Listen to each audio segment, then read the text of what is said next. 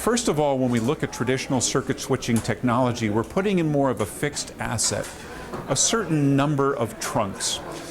We may not be using those depending upon the profile of our traffic.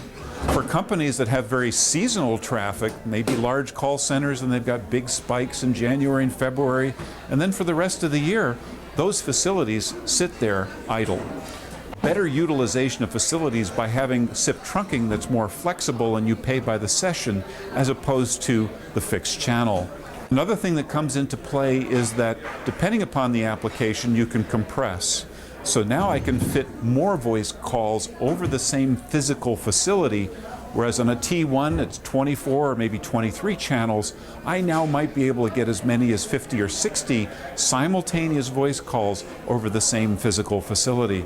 If I'm a company that has many locations, maybe a large headquarters and a number of smaller locations, I've got fixed trunks across all of those sites. Now if I centralize and concentrate that traffic, my utilization of those trunks goes up. With more flexible signaling technology, we can start to look at better bringing in remote and home workers into the corporate enterprise unified communications architecture and have them use those capabilities.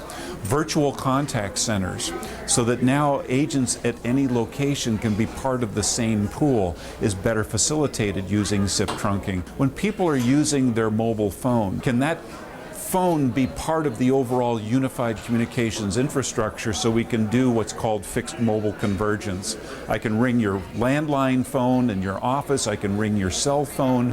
These calls can be easily redirected based on a set of rules. We're able to do that in the past, but it was just harder to do.